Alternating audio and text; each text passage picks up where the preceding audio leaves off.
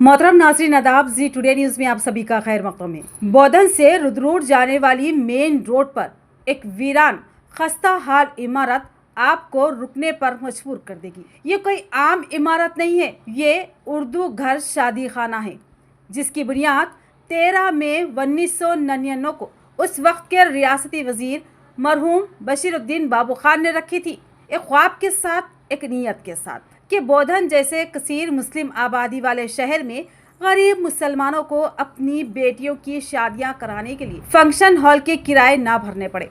वो ख्वाब था कि यहाँ निकाह होंगे, खाने पकेंगे, कुरान की तिलावतें होंगी, खुशियाँ बांटी जाएंगी। लेकिन आज ख्वाबों का उर्दू घर एक वीरान सुनसान खंडर बन चुका है। छतें टपक रही है, दीवारें गिर रही है, खिड़कियाँ गायब, दरवाजे शिकस्ता। और इससे भी ज़्यादा अफसोसनाक बात यह कि आज इस उर्दू घर पर मुबैना तौर पर बदउनवान अफराद काबिज हो चुके हैं। ये वही लोग हैं जो गरीबों के लिए बने इस इदारे को अपने मफाद के लिए इस्तेमाल कर रहे हैं।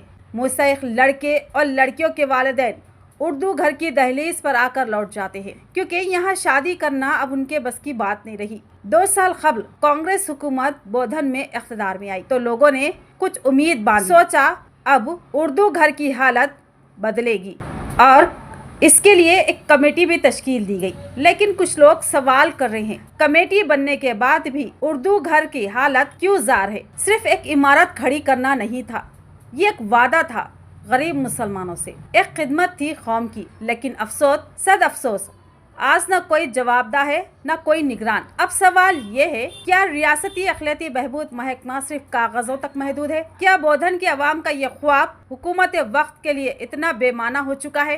क्या कांग्रेस हुकूमत 2 साल में भी उर्दू घर की हालत ना सुधार सकी तो अवाम किससे उम्मीद रखे? कमेटी सिर्फ नाम की है या कोई काम भी कर रही है?